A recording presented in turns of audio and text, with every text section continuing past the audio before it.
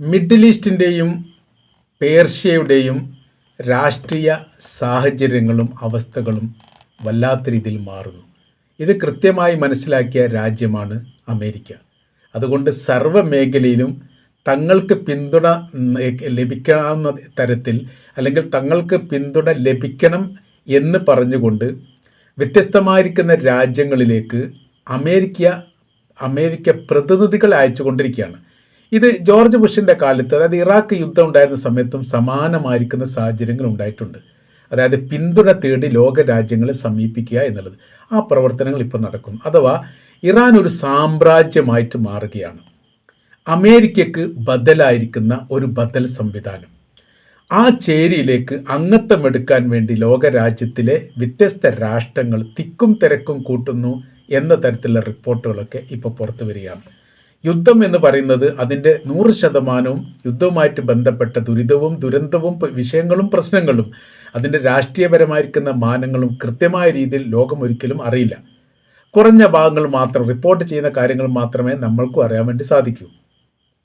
Report ചെയ്യുന്നതാവട്ടെ ഏറ്റവും സുരക്ഷിതമായിരിക്കുന്ന ഇടങ്ങളിൽ നിന്ന് അന്താരാഷ്ട്ര മീഡിയക്കാർക്ക് ലഭിക്കുന്ന വിവരങ്ങളും അതോടൊപ്പം രാജ്യ ഭരണാധികാരികൾ നൽകുന്ന കൈമാറ്റം ചെയ്യപ്പെടുന്ന വിവരങ്ങളും പിന്നീട് സാറ്റലൈറ്റ് ചിത്രങ്ങൾ പോലെയുള്ള സംവിധാനങ്ങളിൽ നിന്ന് ക്രോഡീകരിക്കുന്ന വിവരങ്ങളൊക്കെയാണ് ലോകം അറിയുന്നത്.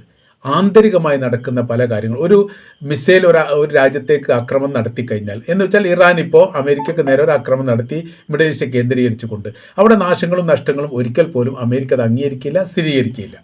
അമേരിക്ക സ്ഥിരീകരിക്കുകയും ചെയ്യാത്തത് ഔദ്യോഗികപരമായ രീതിയിൽ മീഡിയകൾക്ക് പറയാനും വേണ്ടി സാധിക്കില്ല. 10 മുതൽ 24 മിസൈലുകളൊക്കെ ഒരേ പ്രദേശത്തേക്ക്, അത് ഒരേ അമേരിക്കയുടെ സൈനിക ബേസ് കേന്ദ്രീകരിച്ചുകൊണ്ട് നടത്തുകയും വലിയ തീപിടുത്തങ്ങളും നാശനഷ്ടങ്ങളും ഉണ്ടായിട്ടുണ്ടെന്ന് റിപ്പോർട്ട് ചെയ്തിട്ടുണ്ടെങ്കിൽ പോലും ഒരാൾക്ക് പരിക്കേറ്റിട്ടുണ്ട് എന്ന് പോലും അമേരിക്ക പറഞ്ഞിട്ടില്ല. അതിൻ്റെ കാര്യം അങ്ങനെയാണ്. ഇപ്പോഴത്തെ സാഹചര്യങ്ങൾ എന്ന് പറഞ്ഞാൽ, നിങ്ങൾ നോക്കൂ, ആദ്യഘട്ടത്തിൽ ഗസയിൽ നിന്നാണ് യുദ്ധം തുടങ്ങി. 2023 ഒക്ടോബർ 7 തീയതി ഹമാസ് ഇസ്രായേലിനെ ആക്രമിച്ചതോടുകൂടി തുടങ്ങപ്പെട്ട യുദ്ധത്തിൻ്റെ പിന്നാമ്പുറം പരിശോധിച്ചാൽ രസകരമായിരിക്കുന്ന ഒരുപാട് സംഭവങ്ങൾ കേൾക്കാൻ വേണ്ടി സാധിക്കും. കേരളത്തിലെ പരമാവധി ചാനലുകളെല്ലാം 1-2 ചാനൽ ഒഴിച്ച് ബാക്കിയെല്ലാം അന്ന് ഹമാസിനും പാലസ്തീനും എതിരാണ്. നേരെ പറഞ്ഞാൽ ഇസ്രായേലിന് അനുകൂലമായിട്ട് രീതിയിലാണ് റിപ്പോർട്ട് തയ്യാറാക്കുന്നത്. അതിൻ്റെ കാര്യം എന്ന് പറയുന്നത്, എന്താണെങ്കിലും ഈ പാലസ്തീൻ ജയിക്കാൻ പോകുന്നില്ല, ഇസ്രായേലുമായിട്ട് ബന്ധപ്പെടുന്ന സമയത്ത് ജയിക്കുന്നവരൊപ്പം നിൽക്കുക എന്ന് പറയുന്നത് അതിനൊരു ആവേശമാണല്ലോ. ഇപ്പോൾ ലോകകപ്പ് നടക്കുന്ന സമയത്ത് ഏറ്റവും കൂടുതൽ ആളുകളുള്ളത് അർജൻറ്റീനക്കും ബ്രസീലിനുമാണ്, പിന്നീട് ഫ്രാൻസിനാണ്, അങ്ങനെ പോകുന്നുണ്ട്. ഏറ്റവും പ്രധാനമായിരിക്കുന്ന 4 രാജ്യങ്ങൾക്കാണ് ഏറ്റവും കൂടുതൽ ആരാധകരുള്ളത്. അതിൻ്റെ കാര്യം എന്താ? അവരാണ് ജയിക്കുന്നവരൊപ്പം നിൽക്കുക. തോൽക്കുന്ന രാജ്യം ഇറാന് ഏതാണെങ്കിലും ലോകകപ്പിൽ വിജയിക്കാൻ സാധിക്കും എന്ന് ആരും പറഞ്ഞിട്ടില്ല, അവർക്കും പ്രതീക്ഷയില്ല. ക്വാർട്ടർ വരെ എത്താനുള്ള സാധ്യതകൾ പറയുന്നുണ്ട്. അങ്ങനെയൊക്കെ ഞാനും കണ്ടിരുന്നു. പക്ഷെ അതിന് മുമ്പ് തന്നെ അവരെ മാനസികപരമായ രീതി തളർത്തുന്ന ഒരുപാട് വിഷയങ്ങളുണ്ടായി. 3 കളി അവർ കളിച്ചു, 3ലും ഡ്രോ ആക്കാൻ വേണ്ടി സാധിച്ചു. ഇറാനെ തോൽപ്പിക്കാൻ 3 രാജ്യത്തിനും സാധിച്ചിട്ടില്ല. പക്ഷെ അവർ പോയിന്റ് നോക്കുന്ന സമയത്ത് അവർ പുറത്തുപോയി എന്നുള്ള കാര്യം നമുക്കറിയാവുന്നതാണ്. അപ്പോൾ ഇറാന് പിന്തുണ നൽകുന്നവർ എത്ര പേരുണ്ടെന്ന് ചോദിച്ചാൽ ആരുമില്ല. അതിൻ്റെ കാര്യം എന്താ? ആരുമില്ല എന്നല്ല, കുറവാണ്. അതിൻ്റെ കാര്യം എന്താ? അവർ ജയിക്കില്ല. അപ്പോൾ ബ്രസീലിലെ ഈ അർജൻറ്റീനയ്ക്ക് ഏറ്റവും കൂടുതൽ ഉണ്ടാകുന്ന സമയത്ത് കഴിഞ്ഞ പ്രാവശ്യം ലോകകപ്പ് നേടിയത് അർജൻറ്റീനയാണ്. അതിൻ്റെ ഒപ്പം നിൽക്കുക, ജയിക്കുന്നവരൊപ്പം നിൽക്കുക, ഈ രീതിയാണ്. അപ്പോൾ ഫലസ്തീനും ഇസ്രായേലും തമ്മിൽ യുദ്ധം ഉണ്ടാകുന്ന സമയത്ത് ന്യായത്തോടൊപ്പമല്ല, ജയിക്കുന്നവരോടൊപ്പം നിന്നു. പക്ഷേ ജയിച്ചത് ഫലസ്തീനാണ് എന്ന് മാത്രം. അപ്പോൾ ഇറാനും അമേരിക്കയും തമ്മിൽ യുദ്ധം ഉണ്ടായ സമയത്തൊക്കെ ജയിക്കുന്നവരോടൊപ്പം നിൽക്കണം, അമേരിക്കയോടൊപ്പം നിൽക്കണം. പല ആൾക്കാരും അമേരിക്കയോടൊപ്പമാണ് നിന്നത്.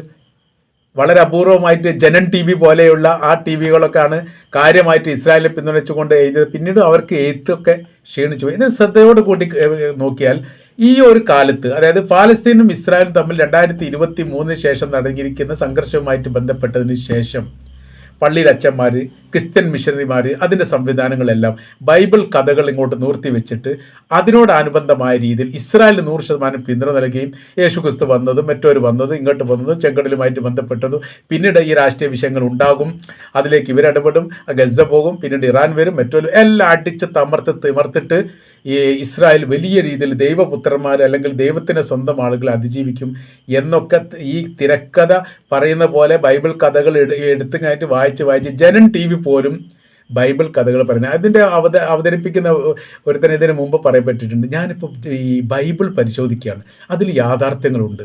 അതിലൂടെയാണ് ഇനിയിപ്പോൾ മാറ്റങ്ങൾ വരാൻ പോകുന്നത്. സർവ്വ അറേബ്യൻ രാജ്യങ്ങളും മുസ്ലിം രാജ്യങ്ങളും തകർന്ന് തരിപ്പണമാകും. സർവാധിപത്യം ഇസ്രായേലിൻ്റെ കൈവശത്തിലേക്ക് വരും. എന്തിനാണ് ഇവർ ഇസ്രായേലിനെ പിന്തുണക്കുന്നത് എന്നുള്ളത് ഇപ്പോഴും അതിറ്റക്ക് ബോധമില്ല. യേശു ജനിച്ച, ജീവിച്ച, പ്രബോധനം ചെയ്ത, സന്ദേശം പ്രചരിപ്പിച്ച പ്രദേശങ്ങൾ എല്ലാം ജൂതന്മാരുടെ കയ്യിലാണ്. ഒരു നിയന്ത്രണവും അവർക്കില്ല.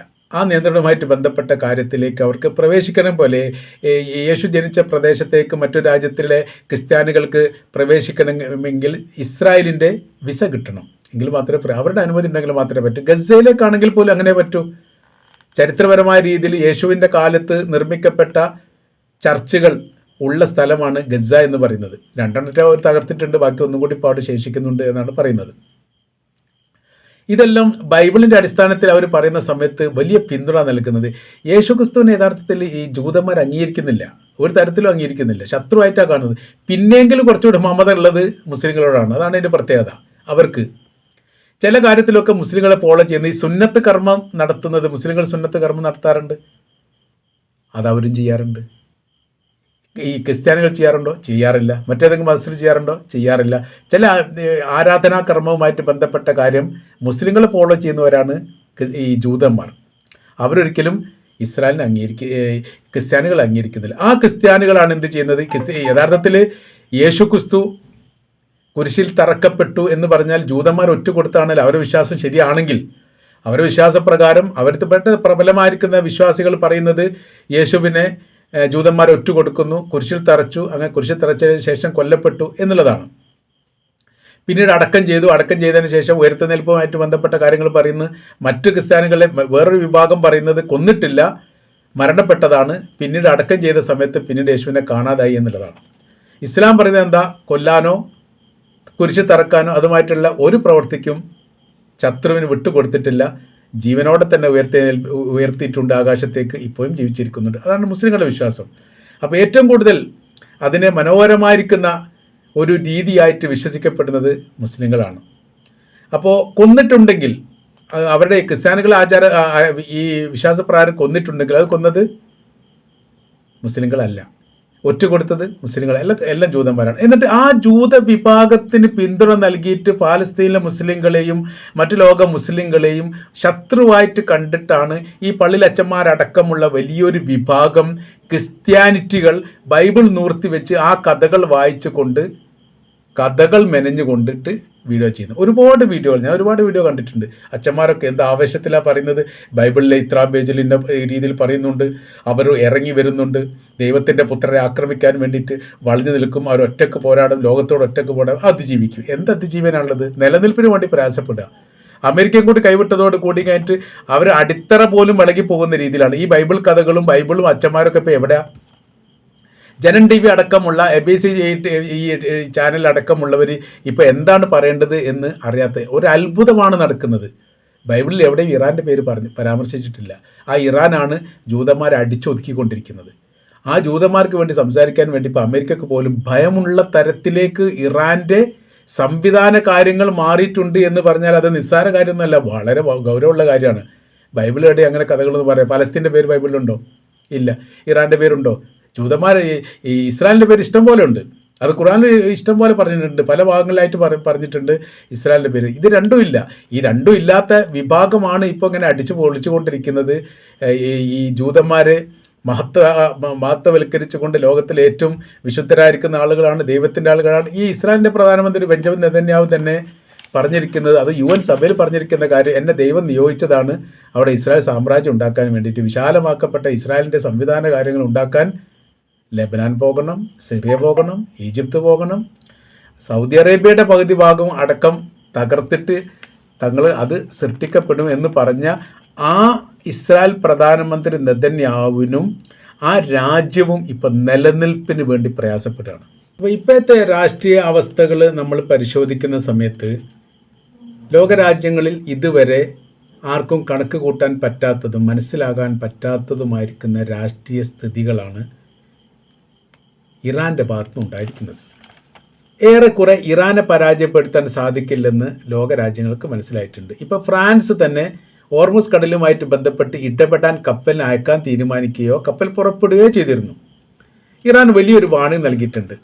ഈ മേഖല കേന്ദ്രീകരിച്ച് ഏതെങ്കിലും തരത്തിലുള്ള ആക്രമണം ഫ്രാൻസിൻ്റെ നേരെ വന്നാൽ അതിന് ഭയാനകരമായിരിക്കുന്ന തിരിച്ചടി ഉണ്ടാകും എന്നുള്ളതാണ്. അവർ പരിപാടിനെ നിർത്തിച്ചു, ആ കച്ചവടം തന്നെ പൂട്ടി. കാര്യം എന്ന് പറഞ്ഞാൽ ഫ്രാൻസുമായിട്ട് അറേബ്യൻ രാജ്യങ്ങൾക്ക് വലിയ ബന്ധമുണ്ട്. സൗദി ഫ്രാൻസി ബാങ്കൊക്കെ സൗദി അറേബ്യ പ്രവർത്തിക്കുന്നുണ്ട്. അങ്ങനെ അവരുമായിട്ട് ബന്ധങ്ങളുണ്ട്. അത് എല്ലായിടത്തും UAE ഫ്രാൻസി ബാങ്ക് ഉണ്ട്. വ്യത്യസ്ത യൂറോപ്യൻ രാജ്യങ്ങളുമായിട്ട് ലിങ്ക് ചേർത്തിട്ടുള്ള ബാങ്കിങ് സംവിധാനം ഈ രാജ്യങ്ങളിലൊക്കെ ഉണ്ട്. നമ്മുടെ ഇപ്പോൾ ഇന്ത്യ ശ്രീലങ്ക ബാങ്ക് അങ്ങനത്തെ സംവിധാനമൊന്നുമില്ല. മണി ട്രാൻസ്ഫർ സംവിധാനങ്ങളൊക്കെ ഉള്ളൂ.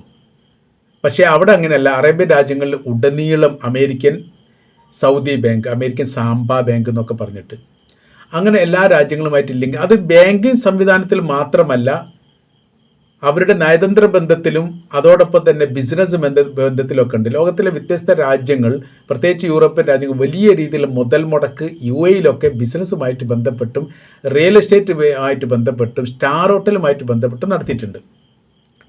ഇതിനൊക്കെ ബാധിക്കും ഈ വിഷയം.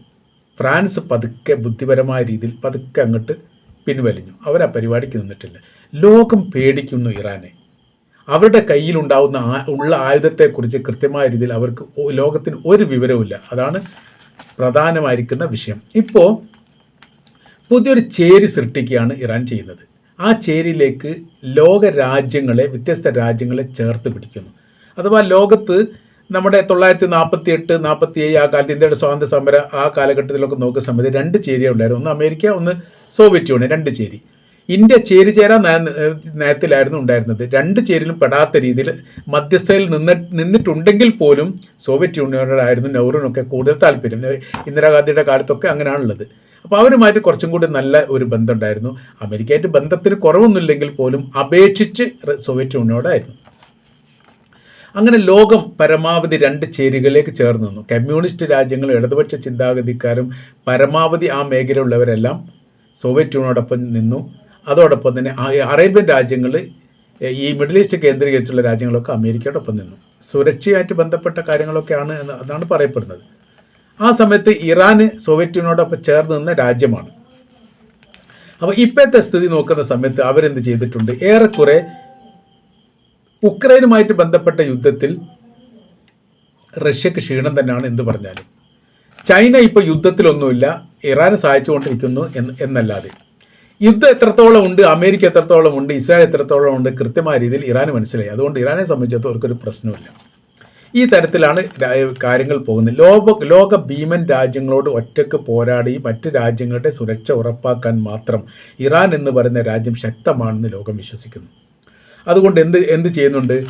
ഇറാൻ ചേരി ഉണ്ടാക്കി ആ ചേരിയിലേക്ക് മറ്റ് ലോകരാജ്യങ്ങൾ ഇപ്പോൾ ആകർഷിക്കപ്പെട്ടിരിക്കുന്നു. അവരുടെ ആയുധങ്ങൾക്കും മിസൈൽ സംവിധാനത്തിനും ലോകാടിസ്ഥാനത്തിൽ വലിയ രീതിയിലുള്ള ഡിമാൻഡ് ഉണ്ടാകുന്നു. ഈ യുദ്ധവുമായിട്ട് ബന്ധപ്പെട്ട് ഒരു കാര്യം കൂടി നമ്മൾ പ്രത്യേകം ശ്രദ്ധിക്കേണ്ടതുണ്ട്. 100-ലധികം തവണ ഇറാൻ്റെ മിസൈൽ അറേബ്യൻ രാജ്യങ്ങളെ ആക്രമിച്ചിട്ടുണ്ട്. അറേബ്യൻ രാജ്യങ്ങളെന്ന് ഉദ്ദേശിച്ചത് അറേബ്യൻ രാജ്യങ്ങളിലുള്ള അമേരിക്കയുടെ സൈനിക ബേസ് കേന്ദ്രീകരിച്ചുകൊണ്ട് ആക്രമണം നടത്തിയിട്ടുണ്ട്. ഒരു പ്രാവശ്യം പോലും ഒരു മിസൈൽ പോലും ഈ വിഷയവുമായിട്ട് ബന്ധപ്പെട്ട് അറേബ്യൻ രാജ്യങ്ങൾ ഇറാന് നേരെ വിക്ഷേപിച്ചിട്ടില്ല, തിരിച്ചടിച്ചിട്ടില്ല എന്ന് ചുരുക്കം. അതിൻ്റെ കാര്യം എന്ന് പറഞ്ഞാൽ അതിൻ്റെ ഭയാനകത എത്രത്തോളം ഉണ്ടാവും എന്ന് അവർക്ക് കണക്ക് കൂട്ടാൻ പറ്റാത്തതുകൊണ്ടാണ്. അല്ലാതെ സൗദി അറേബ്യ സൈനികപരമായ രീതിയിൽ മോശം ശക്തി എന്നല്ല, വലിയ ശക്തി തന്നെയാണ്. UAE അത്യാവശ്യം വലിയ ശക്തിയാണ്. ഈ സൗദി അറേബ്യയുടെ അത്ര എത്തില്ലെങ്കിൽ പോലും അവരൊന്നും ചെയ്തിട്ടില്ല. അവരനുഭവിച്ചു കൊണ്ടേയിരുന്നു, പ്രതിരോധിച്ചു കൊണ്ടേയിരുന്നു എന്നതിനപ്പുറം ഒന്നും ചെയ്യാത്തതിൻ്റെ പ്രധാനമായിരിക്കുന്ന കാരണം ഇറാൻ ഒരു ചേരിയാണ്.